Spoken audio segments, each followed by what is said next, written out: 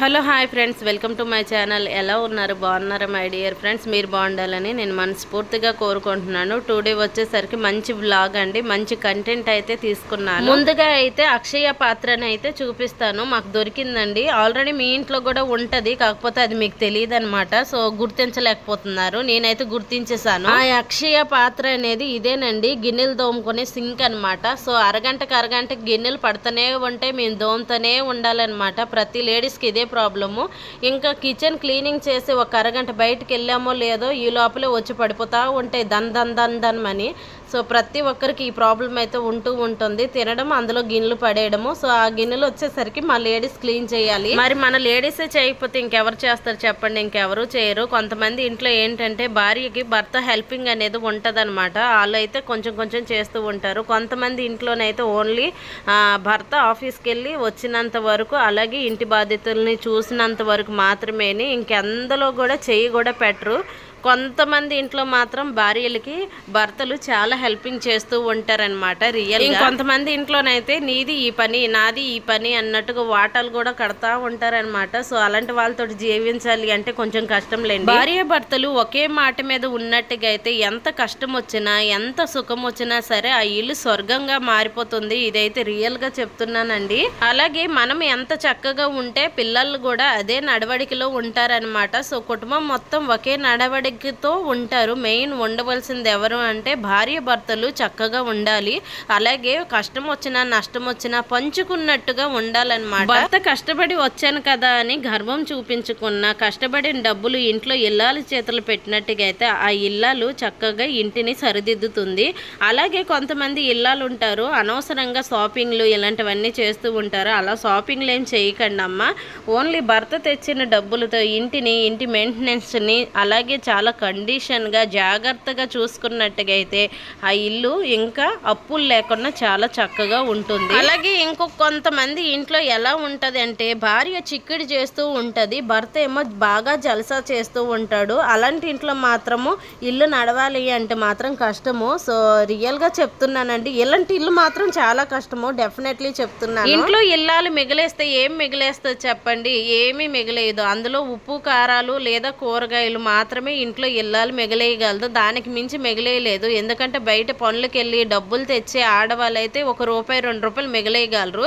ఇంట్లో house wife ఉంటున్నారు కదా, వాళ్ళు ఎలా మిగిలేస్తారు అంటే ఈరోజు కూరకి కొంచెం ఆయిల్ వేసి మరి కాస్త ఆయిల్ని రేపు యాడ్ చేద్దాం అన్నట్టుగా చూస్తారు. అలాగే ఉప్పు కారాలు కొంచెం కూరల్లో తగ్గించి ఆ ఉప్పు కారాలని రేపటికి పనికొస్తాయి కదా అన్నట్టుగా ఇలా మిగిలేస్తారు. కానీ డబ్బులు మిగిలేయాలంటే మిగిలేయలేరు కదండి. ఇంట్లో గృహిణిగా ఈ మాత్రం మిగిలేస్తుంది అంతేని. కానీ తను కట్టుకున్న భర్త జల్సా అయితే మాత్రం చాలా కష్టము. సో ఇంట్లో ఏం లేకపోయినా సరే వాళ్ళు జల్సాలు మాత్రం మానరనమాట. ఫ్రెండ్స్కి తినిపించడాలు అవ్వని, లేదంటే వేస్ట్ తిరుగులు అవ్వని, లేదా బండిలో పెట్రోల్ అవ్వని, లేనిపోని జల్సాలు. వాళ్ళంటి జల్సా మగవాళ్ళ దగ్గర రోజుకు 10,000 పెట్టినా సరే 5 సెకండ్లో ఖర్చు పెట్టడం వాళ్ళకి విజయే అనమాట. కానీ ఆ 10,000తో ఇల్లు ఎంత బాగా నడుస్తుంది అనేది పట్టించుకోరు వాళ్ళు.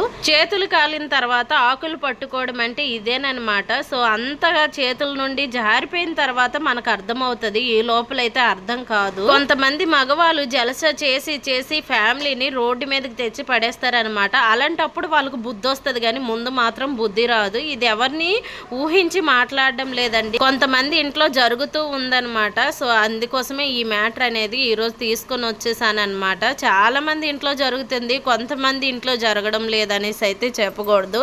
కొంతమంది బయట చెప్పుకుంటారు, ఇంకొంతమంది లోపలే పెట్టుకొని బాధపడుతూ ఉంటారనమాట. ఫ్రెండ్స్, నేనైతే రియల్గా చెప్తున్నాను, ఒక్క మాట మాత్రము, ఆడవారు అవని మగవాళ్ళు అవని ఈరోజు ఈ ₹10 వచ్చింది కదా అనేసి లేనిపోని జలసాలకు మాత్రం పోకండి. ఇది ఈరోజు పోయింది అంటే మాత్రం రేపు రావాలి అంటే ఆ ₹10 చాలా కష్టం అనమాట. ఉన్నప్పుడు మాత్రమే రూపాయి ఇమ్ము చేసుకోవాలి. రేపు పొద్దున్న పిల్లల ఫ్యూచర్కి అదే పనికొస్తుంది అనమాట.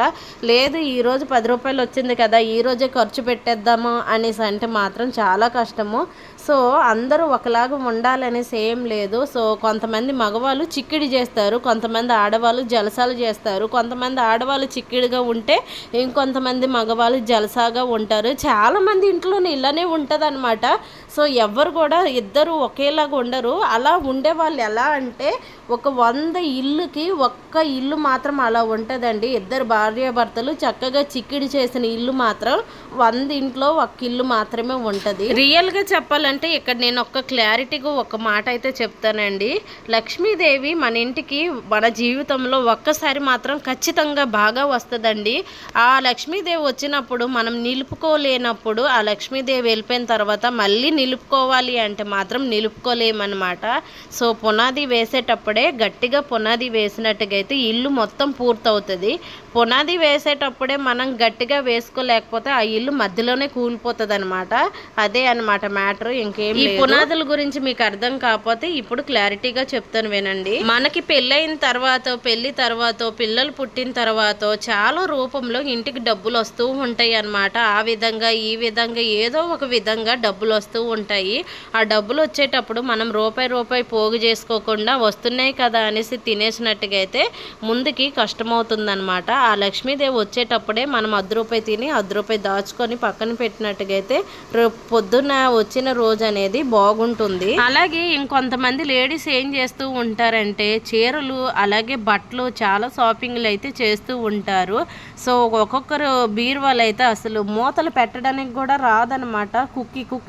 కుక్కి చాలా కష్టం మీద బీరువా తలుపులు అనేది వేస్తూ ఉంటారు. అన్ని చీరలు కొనేస్తూ ఉంటారనమాట.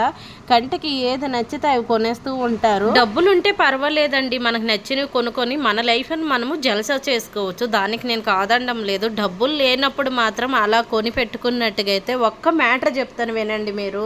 ఈరోజు మనము 1000 రూపాయలు పెట్టి చీర కొనేసామే అనుకోండి, రేపు ఏదో కష్టం వచ్చింది, ఇంట్లో డబ్బులు లేవు. ఇప్పుడు ఆ చీరని మనం అమ్మాలి అంటే అమ్మగలమా? ఆ దుకాణం ఆయన తీసుకోగలడా? మనం ఇచ్చిన డబ్బులు రిటర్న్ ఇవ్వగలడా?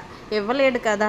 అందుకోసమే కాస్త ఆచి చూసి లేడీస్ అనేది షాపింగ్ అనేది చేసుకోవాలన్నమాట. సో కంటికి ఏది కనిపిస్తే అది షాపింగ్ అనేది చేసి. నేను తప్పుగా మాట్లాడితే క్షమించండి, చాలా వరకు నిజాలే మాట్లాడేశాను. మీకు ఎవరికి తప్పుగా అనిపిస్తే ఐఎమ్ సో సారీ అండి. ఉన్న వాళ్ళు ఉన్నట్టుగా ఎంజాయ్ చేస్తారు, లేని వాళ్ళకి రావాలి ఆ ఎంజాయ్మెంట్ అంటే రాదు కదా. ఫర్ సపోజ్ నా సంగతి నేను చెప్పుకుంటున్నాను అనమాట.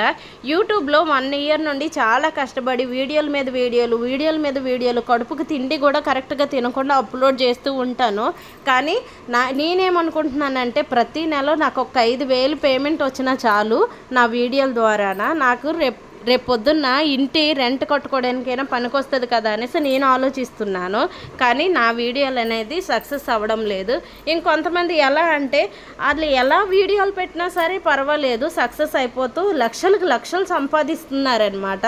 సో అందుకే చెప్తున్నాను, ఎవరికైనా సరే ఉండేటోళ్ళకి మాత్రం చాలామంది సపోర్ట్ చేస్తారు, లేని మనలాంటి వాళ్ళకి సపోర్ట్ చేయాలంటే ఎవరు సపోర్ట్ చేయరు. అలాగే రేపు పొద్దున్న మీకు ఎవరికైనా అప్పు కావాలి అనేసి అంటే మాత్రం ఒక్కసారి గమనించండి. డబ్బులు ఉండే వాళ్ళకి మాత్రం ఎవరైనా అప్పులు ఇస్తూ ఉంటారు, డబ్బులు లేని వాళ్ళకి మాత్రం అప్పులు కావాలి అంటే మాత్రం ఎవ్వరు.